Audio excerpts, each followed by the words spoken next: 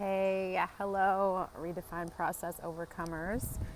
I'm coming to you live from the park across my street today. Different environment, so I realize I'm taking the chance that someone might be trying to join me on Zoom and I am not there. So if that's you, I apologize. Hopefully you find it here. A lot of times I don't have anybody able to join live with the size of the group right now, so I just took that chance that you all would just be viewing this later or viewing it live in Facebook. So there's a reason I'm at the park. So I'm working from home today. There are a lot of reasons for that, but what I want to talk to you all about today is the importance of rest and self-care and kind of taking a mental health day. And so I'm curious if you've ever had this experience where, I'm trying to decide if I want to sit down. I'm curious if you've ever had this experience where there's a certain message that apparently either God or the universe or however you want to look at it just needs you to hear, because you get that message from multiple different sources over a period of a short time, like a day or two. You just keep getting the same message. And so the message that I had been receiving this week was about rest, about self-care, about taking time to just stop the busyness. Because of course, with me, being self-employed, running my own business now, which this is pretty new, coming up almost on a year now that I've been fully self-employed. And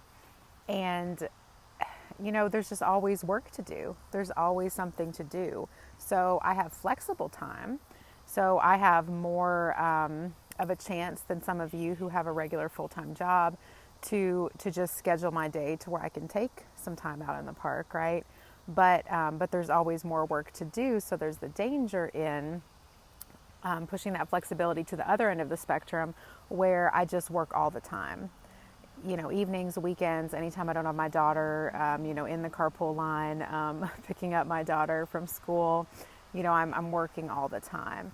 And so that's dangerous, for my physical and mental health and for the clients that I serve. I don't want to be in a place where I'm burned out and just exhausted and don't want to do the work anymore, because I want to be here for you all. So, I think especially for those of us in any kind of mental health profession, or anything where you serve others, right? Whether you're directly any helping profession, like a teacher, a doctor, a nurse, those kinds of things.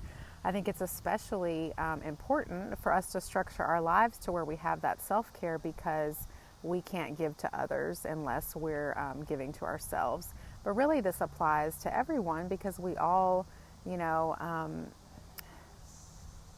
I'm thinking we all give to others, right? But even if we weren't giving to others, it's just good for ourselves. It's good to take that time for us to recharge. And, we can feel guilty for that. We've talked a lot about how, I talk a lot with all of my online community here and elsewhere about how, as survivors of narcissistic abuse and really any kind of emotional abuse or trauma, we walk around with this sense of guilt.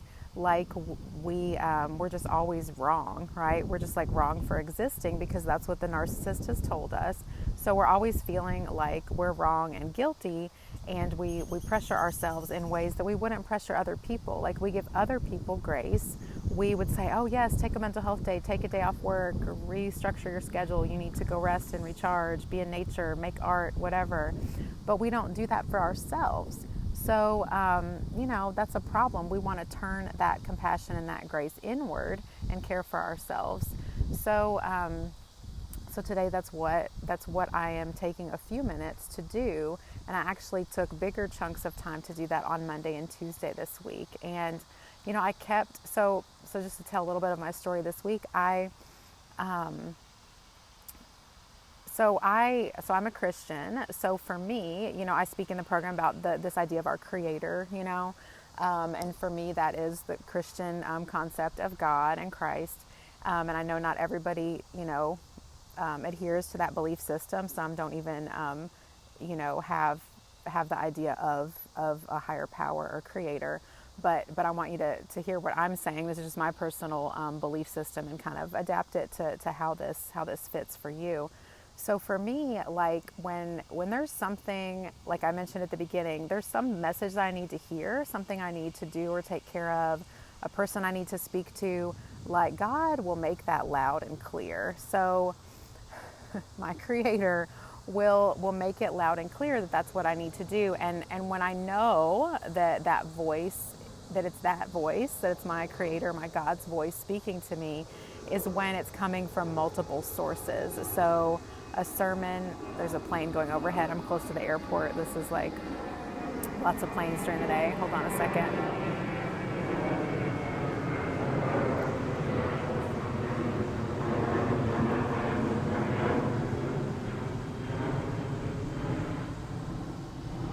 You couldn't see the plane, but you could see the beautiful trees here. So through a sermon on Sunday, through like a couple of my favorite podcasts that I just happened to, I tuned in as usual, and the topic happened to be on rest, on self-care, on stopping just the busyness. Because what I find is that I will have this feeling again. I think it's associated with that feeling of guilt, like I'm not doing enough, like I have to prove myself, I have to keep showing up. And we want to show up for ourselves. We want to show up well in our work and do good work. But I have this tendency to get in this rut of just feeling anxious, like, oh, I need to do, and I'm creating anxiety when there isn't really a reason for that. Like, there's not always a rush. There's not always so much to do that I need to feel that anxious or stressed. Sometimes that stress or anxiety can propel us forward and it gives us momentum and motivation to act. But like I have that sometimes when there's no reason for it to be. Like I look at my to-do list and I'm like, that's doable. Like, why do I have this sense of anxiety? And it puts me in this place where I'm not fully focused. So I'm not doing good work really, because I'm not focused and I'm wasting time sort of scattered, jumping around from one thing to another, like looking at my email inbox like a million times a day. There's no reason. Like I'm just kind of frantically like checking on things when I could just be focused on a task and complete it and be done. So I needed this, and I was getting this from multiple sources, things I was listening to online, just everywhere. I was hearing this theme of rest. Even again this morning, after I was already like, I hear the message, I'm taking the time to rest. Again, one of my favorite podcasts, I decided to look up. I saw a new episode posted today, and I played it while I was in the shower this morning, and it was about like taking a mental health break. And I was like, okay, I get it. And for me, being out in nature is really recharging. And so I didn't have much time to come take a big walk. It's very hot. I get sinus headaches when the temperature is like this, when it's hot and humid and it's been rainy, the barometric pressure changes, and I get big sinus pressure headaches. Had that all day yesterday. Just took some more Sudafed just now. So I'm not trying to walk out in the sun, but I live across the street from this beautiful park with these trees and this shade, and I thought I can come out here for a few minutes. I was like, do I need to go to my art studio to do the live coaching call, because that's where I always am? No. I was like, I could do it from home, because I decided to work from home this morning, because again, that was just made the most sense for me as far as being restful this morning, to work from home. And then I thought, I wanted to go to the park, but I was like, I can just do the live from the park and then have my time after that, so we could be creative with how we fit it in. And I realize some of you have full-time jobs, or you're caring for kids at home or things like that. You don't have the same flexibility that I do during the day, but there's ways that we can fit it in. We could take a sick day, we could take a vacation day, we can send the kids, with a friend or to grandma's house for a couple hours, even. I find I'm most productive and get the most kind of rest and recharge when it's a short amount of time that my daughter is gone, because I like really prioritize that time more so than if I have like a day or two. I might just sort of rest in a way that doesn't really recharge me, just like watching too much Netflix. I think Netflix can be recharging. Sometimes we need that, but it's important to just assess, like, okay, what kind of mood am I in? What's really going to recharge me in this moment, right? I think I've talked about this here before. Sometimes it is Netflix, but if that goes into like a whole day or 2 days of just like binging it, then you're just dissociating, like you're not really addressing how you're feeling. So a little bit of that is good, but really, take an honest assessment of how you're feeling and what you need to recharge. So I'm skipping around as usual, but I'll end on this, that just to kind of put this in perspective of my week. So this is actually an extra busy week for me work-wise, and I think that's why. So I was feeling super anxious on Monday and Tuesday, and that's why I needed this message of rest, because there's been a lot to do. So I mentioned on the call last week that I was launching a Kickstarter campaign that launched this morning, and so I knew that was coming up. I had, a long day of telehealth therapy sessions yesterday, just the whole day. And today's a day I didn't have those scheduled. It was a lot of other work to do, including added to my regular daily checklist of what I do on Thursdays. I had all this stuff related to launching the Kickstarter campaign this morning, getting the word out to family and friends and posting the link lots of places. And I was excited about that. And I was like, I want to maintain this momentum of this excitement. I don't want this to turn into just an anxious thing of, oh my gosh, I have so much work to do over the next 30 days to keep this campaign going. And then there's things I'm going to have to do after that too to fulfill rewards. If you're not familiar with Kickstarter, the backers, donate money, but then they get something for it. They get a reward. So I have to fulfill that within a certain time period. And, most of mine were like virtual things, that I would provide, but still it takes my time. There's another plane going overhead. So this was a busy week. So think about this: on the very day or the very week where you feel the busiest and the most stressed because of how busy you are, whether that is,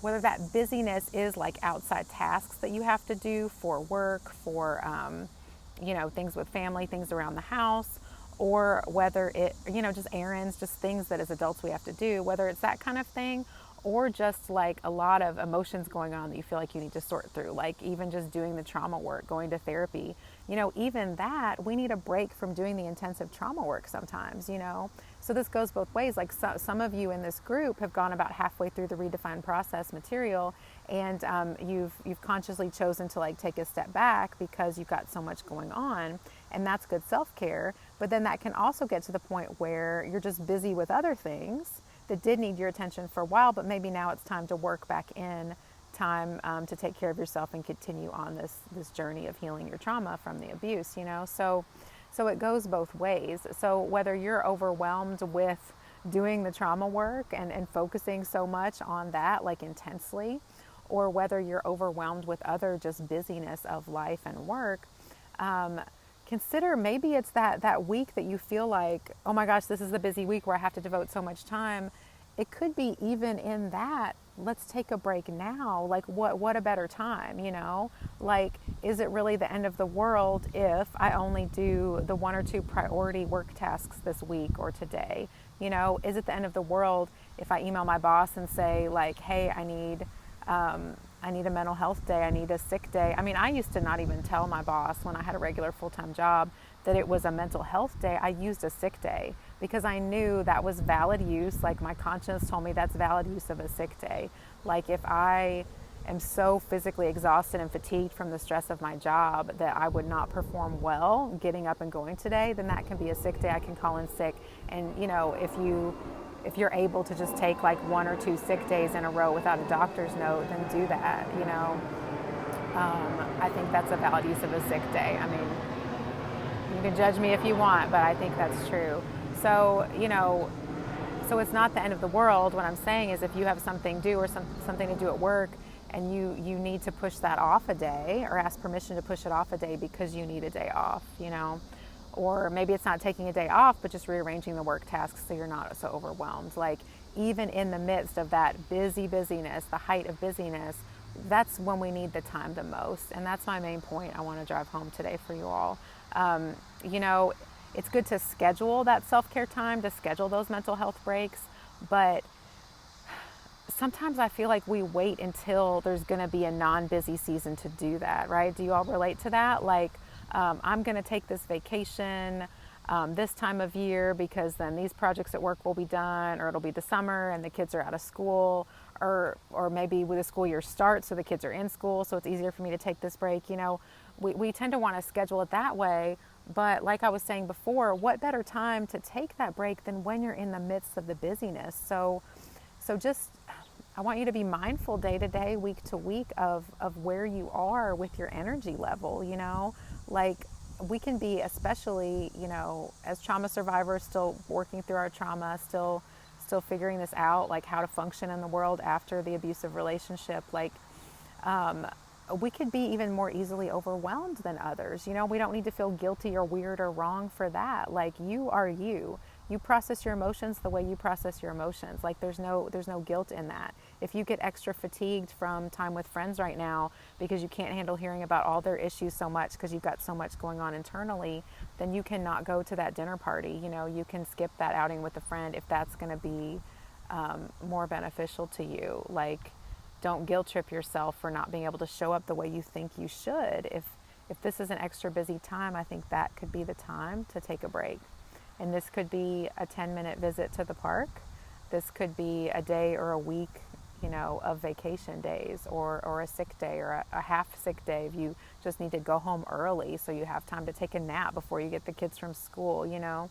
I did that on Monday. I came home and laid down for a little bit before I hit the carpool line at my daughter's school because I just needed it. So that's my encouragement for you all today. Um, yeah, that's all I've got to say. Let me know if you've got any specific questions for the coaching call next week. You don't have to wait for my post. You can just message me or whatever with any questions, any challenges that are coming up for you related to the Redefine Process content, the art tasks you're working through. I would love to be able to answer your questions about that. If you saw my live stream last night, that was the monthly teaching, and that will be uploaded soon to the membership site, probably early next week. I'm not trying to do it today, not trying to overly stress about that. It's not a big deal. So that'll be up sometime early next week. And but you're free to watch that video in there. It's long, and I nerded out on a lot of art therapy stuff, and I love to talk about that. So if you have questions about the process, about the art media that you're choosing, you know, the size of the paper, like no question is too small or too, you know, it's not a silly question. I love to talk about that stuff. It's really, you know, that's what I do. I love it. So ask me whatever little questions you have about the process that you're going through now. With the art tasks or the writing as well. That can be quite a learning curve. It's hard to get used to that type of just free association writing and just being really free and comfortable with that. So I'd love to answer questions about that part of the process as well. All right, thank you, ladies. I will see you next week. Let me know what you want me to talk about.